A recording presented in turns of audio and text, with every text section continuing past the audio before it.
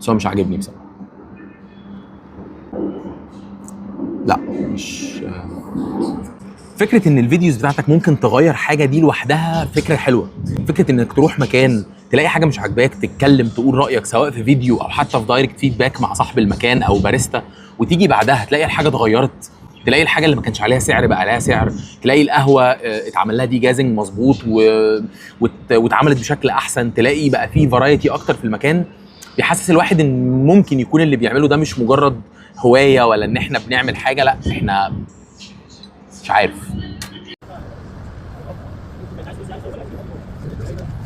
انا ما اعرفش المكان ده وما سمعتش عنه قبل كده، بس انا جالي مسج على السوشيال ميديا على انستجرام تعالى جرب القهوه عندنا ويلا نتفق على ميعاد وننزل ونعمل.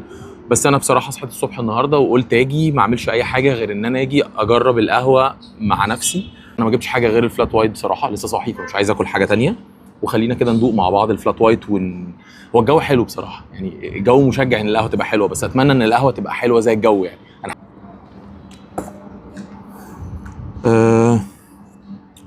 تمام. هو مكتوب عليه سبيشاليتي كوفي سبيشاليتي كوفي سبيشاليتي كوفي يو اف سي سبيشاليتي كوفي، مكتوبه حوالي 4 مرات، بس هو مش عاجبني بصراحه.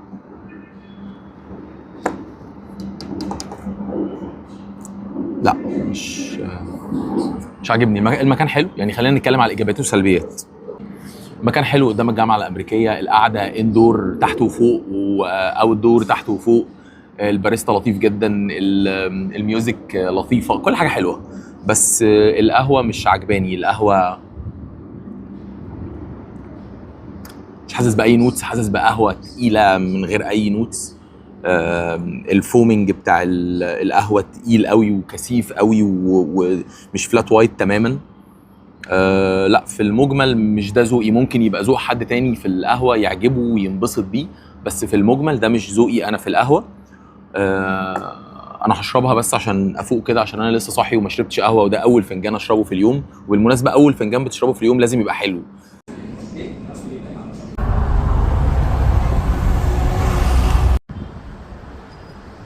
دي التجربه الثانيه ل YFC يور فيفورت كوفي. بسرعه كده الاكسبيرينس مختلفه. اول حاجه في طريقه التقديم، المره الاولانيه ما كانش فيه فناجين، المره دي بقى فيه فناجين ودي حاجه حلوه. نبدا الاول، الفوم مظبوط جدا، القوام خفيف شويه ووتري شويه، مش قوام كريمي زي الفلات وايت المفروض ما بيكون. درجه الحراره مظبوطه، الطعم احسن من المره اللي فاتت بكتير.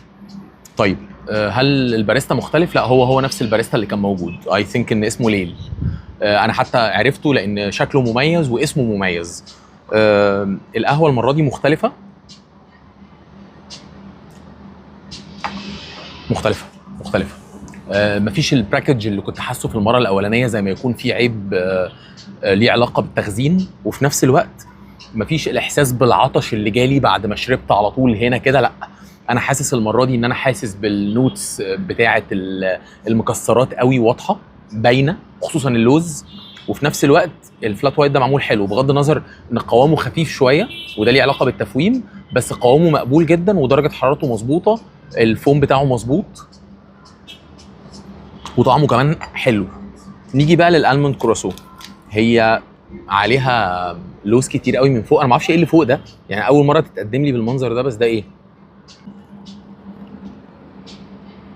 الكرواسون ده يمكن مختلف شويه عن اللي انا بدوقه. عجينه اللوز من فوق شكلها مختلف، بس هو كرواسون حلو جدا، تقيل كده ومليان زبده عجبني، يعني مختلف شويه، مش ابن ناس قوي، مش الكرواسون الخفيف اللي مرقق كده وفيه طبقات، بس طعمه جامد. بصوا المره اللي فاتت ما رضيتش اشتري اي ديزرت او اي حلويات لان انا لقيت حجمها صغير جدا وما كنتش عارف سعرها كام. لما اتكلمت مع الاونر وبلغته ان الحجم صغير قوي وليه الحاجه تبقى صغيره، قال لي لان السعر قليل، احنا عاملين الحاجه بحجم اصغر وسعر اصغر عشان لو حد عايز يشتري قهوه وياكل معاها حاجه ما يبقاش مضطر يجيب حاجه كبيره. قلت له طب على الاقل حطوا الاسعار. فالحاجه الحلوه اللي لقيتها ان هم فعلا حطوا الاسعار المره دي. في المجمل اقدر اقول ان دي تجربه مختلفه عن المره اللي فاتت. مختلفه ليه؟ لان انا حسيت ان في فيدباك اتكلمت فيه مع حد او مع صاحب مكان وخدوا في الاعتبار من اول حبوب القهوه اللي فيه اختلاف كبير في طعمها، لطريقه التقديم في فنجان بدل كوبايات بلاستيك للناس اللي قاعده او بكوبايات فوم، لان الحاجه يبقى عليها اسعارها وتبقى باينه. انا دلوقتي اقدر اقول اوكي، انا لو نازل اشرب قهوه ممكن اجي YFC. اتمنى ان الموضوع يبقى بالسلاسه دي دايما وبالسهوله دي مع اصحاب الكافيهات. تصبحوا على الف خير.